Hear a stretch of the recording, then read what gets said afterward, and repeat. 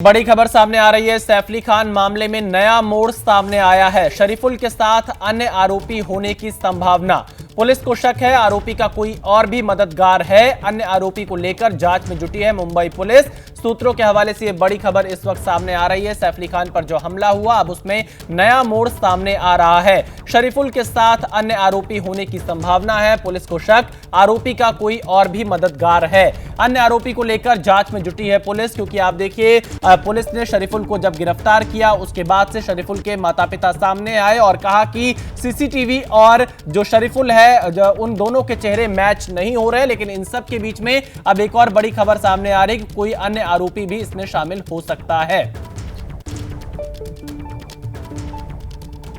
Saif case की जांच में 200 से ज्यादा फिंगरप्रिंट इकट्ठा किए, यह भी जानकारी सामने आ रही है। सैफ केस में फिंगरप्रिंट मैच होने पर सवाल यहां पर बना हुआ है और लगातार 200 से ज्यादा फिंगरप्रिंट इकट्ठा किए गए। सैफ अली खान मामले में जांच को लेकर, सैफ अली खान पर हमले की जांच को लेकर फिंगरप्रिंट मैच होने पर सवाल। सैफ केस की जांच में 200 से ज्यादा फिंगरप्रिंट इकट्ठा किए गए हैं और पुलिस लगातार जांच कर रही है। गणेश ठाकुर फोन लाइन पर हमारे साथ जुड़ चुके हैं। गणेश, यहां पर एक से ज्यादा आरोपी होने की संभावना व्यक्त की जा रही है। 200 से ज्यादा फिंगरप्रिंट यहां पर इकट्ठा किए गए। गणेश, क्या जानकारी मिल पा रही है अभी? जी देखिए, पुलिस ने कई फिंगरप्रिंट्स यहाँ पे लिए हैं और पुलिस ने अब तक ये साफ नहीं किया है कि क्या सैफ अली खान के घर पर हमलावर के फिंगरप्रिंट्स सैंपल से मैच हुए हैं या नहीं। इसीलिए सवाल बना हुआ है कि क्या फिंगरप्रिंट्स मैच हुए नहीं है, क्योंकि अगर फिंगरप्रिंट्स मैच हुए होते तो इसकी जानकारी मुंबई पुलिस कल की रिमांड में कोर्ट को देती, अदालत में सामने रखती, जो फिलहाल नहीं रखा गया है। हमने ये सवाल पुलिस के आला अधिकारी, जांच अधिकारियों से पूछा तो उस पर उन्होंने चुप्पी साधी है। कईयों ने कहा कि हम फिलहाल इसकी जांच में हैं तो हम इस पर कुछ कह नहीं सकते, यानी सवाल बना हुआ है। देखिए, 19 फिंगरप्रिंट सैंपल्स मैच हुए हैं, ऐसी जानकारी पहले आई थी, लेकिन 50 से ज्यादा सैंपल्स लिए गए हैं। कुछ अधिकारी कहते हैं कि 150 से 200 सैंपल्स लिए हुए हैं। यानी अलग अलग थियरीज आ रही हैं कि कितने सैंपल्स लिए थे और कितने मैच हुए हैं या नहीं हुए हैं। तो इसी थियरी के आधार पे कई सवाल बन रहे हैं कि क्या फिंगरप्रिंट मैच नहीं हुए हैं। पुलिस बहुत विश्वास के साथ ये कह रही थी, दावा कर रही थी कि हमारे पास सर्कमस्टेंशियल एविडेंस सीसीटीवी मैच नहीं करने के अलावा भी है। अगर कल को ये सवाल उठाया गया कि सीसीटीवी में दिखने वाला आरोपी और शरीफुल अलग है, तो हमारे पास कोरैबोरेटिव एविडेंस है, सर्कमस्टेंशियल एविडेंस है, जिसमें हम ये बता सकते हैं कि यही आरोपी था। यानी उसके कपड़े मिले, उसका गमछा मिला, उसका बैग मिला, जो चाकू का टुकड़ा उसने बांगा तालाब के यहाँ फेंका था वहां से उसकी निशानदेही पर मिला। क्राइम सीन रिक्रिएशन करके वो घर के अंदर कैसे घुसा ये दिखा। लेकिन फिंगरप्रिंट मैच नहीं हुए हैं क्या, ये सवाल अब भी बना हुआ है, क्योंकि गिरफ्तारी के बाद लगभग 6 दिन हुए हैं। दूसरे ही दिन पुलिस ने जाकर वहां पर और छानबीन की थी। जब पहले दिन हमला हुआ था उस दिन घर पे जाकर पुलिस ने फॉरेंसिक टीम के मदद से वहां फिंगरप्रिंट्स इकट्ठा किए थे। बाद में जब आरोपी पकड़ा गया तो फिर वहां पर पुलिस गई थी। तो ऐसे 2-3 बार जाकर वहां पे सैंपल्स लिए गए हैं। पुलिस की थियरी अभी ये आ रही है कि हमको कई जो फिंगरप्रिंट सैंपल्स लिए हैं उसमें से कुछ सैंपल्स को काउंटर करना है या साइड में करना है, क्योंकि घर में कई सारे लोग काम करते हैं तो उनके फिंगरप्रिंट्स में मैच हो चुके हैं या हुए हैं। तो जब आरोपी गिरफ्तार हुआ उसके बाद उसके फिंगरप्रिंट्स लिए गए, उसके फिंगरप्रिंट मैच हुए हैं या नहीं, ये बहुत बड़ा सवाल अब भी बना हुआ है। इसका जवाब मुंबई पुलिस ने अपनी दूसरी रिमांड में भी नहीं दिया है। इसीलिए सवाल बन रहा है कि क्या फिंगरप्रिंट मैच नहीं हुए हैं तो मुंबई पुलिस की दिक्कत इस मामले में निश्चित। गणेश, अगर ये फिंगरप्रिंट मैच नहीं हुए हैं तो जिस तरह से शरीफुल के माता पिता ये कह रहे हैं कि सीसीटीवी में दिखने वाला शख्स और जो शरीफुल जो उनके बेटे को पकड़ा है पुलिस ने, वो दोनों अलग अलग है, क्या इन आरोपों को इससे बल मिलेगा?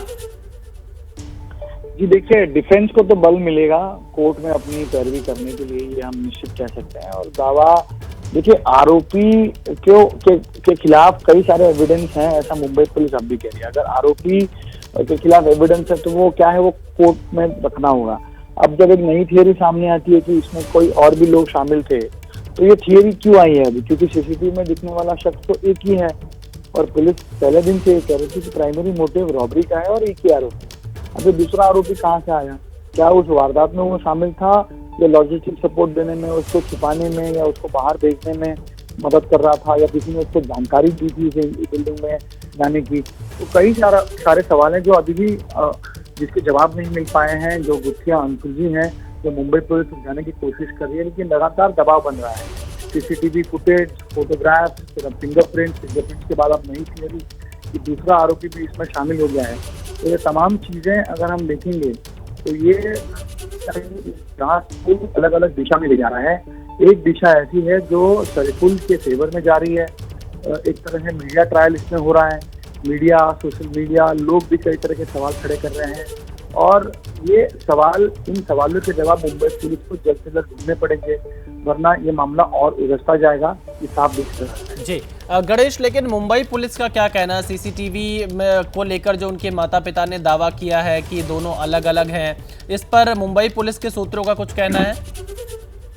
विशाल, मुंबई पुलिस कह रही है कि सीसीटीवी के फुटेज का रेजोल्यूशन अलग किस्म का होता है। वो फोटोग्राफ पिक्सेलेट होते हैं, रात के समय फोटोग्राफ सही से नहीं दिखता। दूसरा उनका कहना है कि जो फोटोग्राफ आप कंपेयर कर रहे हैं या मीडिया में कंपेयर हो रहा है, वो मोबाइल से लिया गया है, क्लियर और क्लीन रेजोल्यूशन है।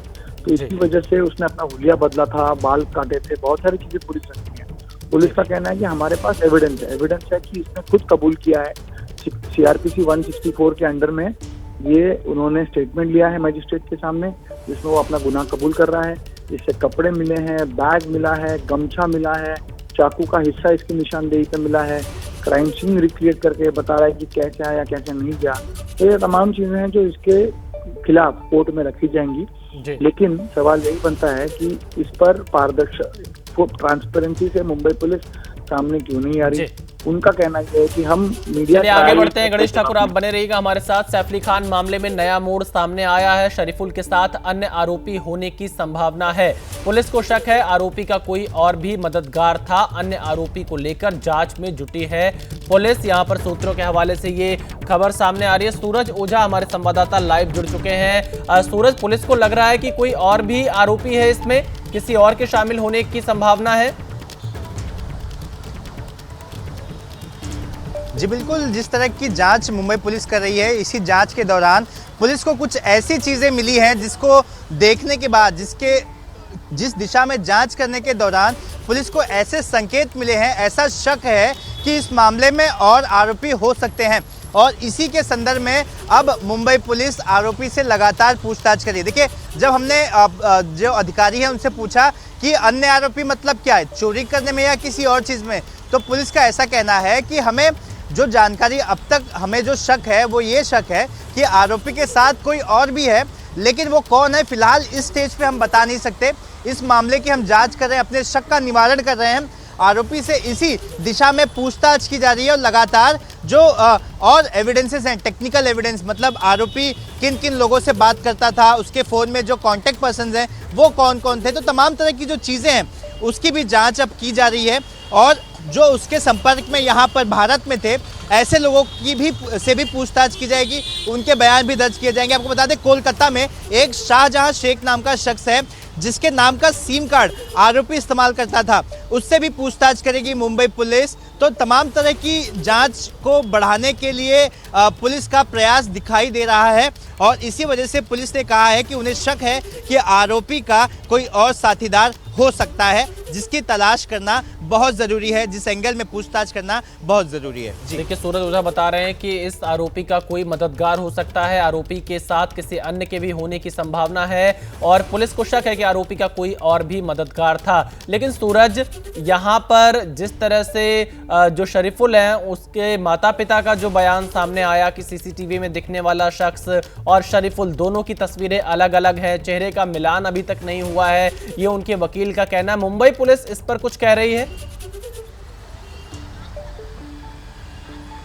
देखिए, मुंबई पुलिस तो अभी भी यही मानकर चल रही है कि हमें आरोपी ने ये बात कबूली है कि ये वही शख्स है जो वहाँ पर मौजूद था। लेकिन बात करें आगे के ट्रायल स्टेज में, उस वक्त कोर्ट में सबूत देने पड़ते हैं। आरोपी कभी भी बदल सकता है, अपने बयान भी वो बदल सकता है और इसी वजह से जो फेस रिकॉग्निशन जो टेस्ट कराया जाएगा उस टेस्ट का मतलब ये होता है कि आरोपी की असली फोटो और सीसीटीवी में दिखने वाला जो शख्स है, जो सीढ़ियों पे दिखाई दे रहा है, वो दोनों का फेस रिकॉग्निशन कराया जाएगा। उसके आधार पर कई बिंदु होते हैं और फिर ये तय किया जाएगा कि दोनों एक ही शख्स है या अलग अलग। उसके अलावा जो दूसरा महत्वपूर्ण है वो ये है, सैफ अली खान का जो ब्लड सैंपल लिया गया है, आरोपी के जो कपड़े लिए गए हैं उस पर जो ब्लड स्टेन मिले हैं, दोनों को मैच कराया जाएगा, दोनों के डीएनए मैच कराए जाएंगे कि क्या दोनों सेम है, वही है, सैफ अली खान का ही खून उसके शर्ट पर था या कुछ और, तो वो एक बड़ा एविडेंस मिल जाएगा। रही बात जूतों की, पुलिस अभी भी जूते की तलाश कर रही है।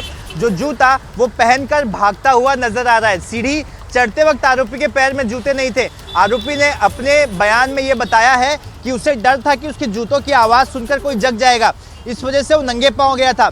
लेकिन रिटर्न आते वक्त उसके पास ही उसके जूते थे, उसने जूते चोरी नहीं किए। वो अपना जूता पहन लेता है, पहन के जाता है ताकि तेजी से वो भाग सके, अपने आप को बचा सके।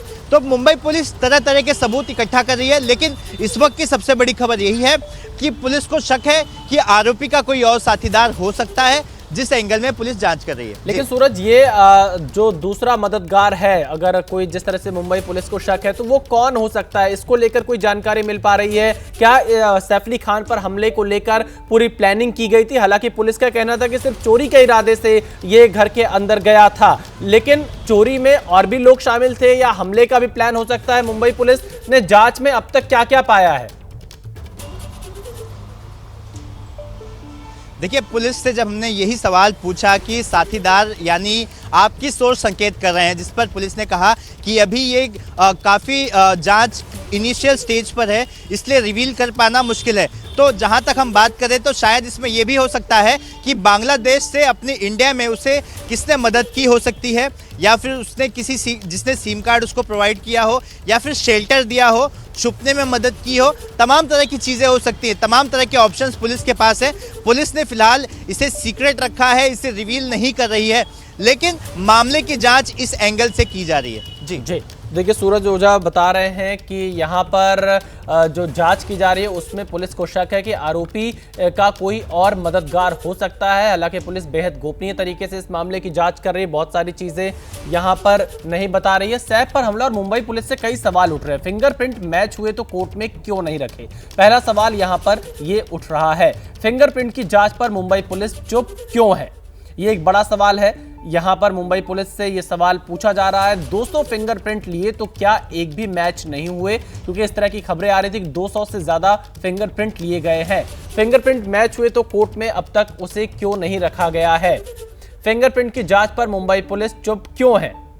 ये कई ऐसे सवाल हैं जो मुंबई पुलिस से पूछे जा रहे हैं। 200 फिंगरप्रिंट लिए तो एक भी मैच क्यों नहीं किया? तो ऐसे सवाल हैं जिनका जवाब मुंबई पुलिस को देना होगा। और अगर एक आरोपी और तो सीसीटीवी में वो क्यों नहीं है? क्योंकि सीसीटीवी में एक ही आरोपी जाते हुए दिखाई दे रहा था। तो आप देख सकते हैं कई तरह के सवाल खड़े हो रहे हैं। सूरज ओझा और गणेश ठाकुर हमारे साथ जुड़े, बहुत शुक्रिया। फिलहाल यहां पर आप देखिए, सैफ पर हमले को लेकर जांच जारी है।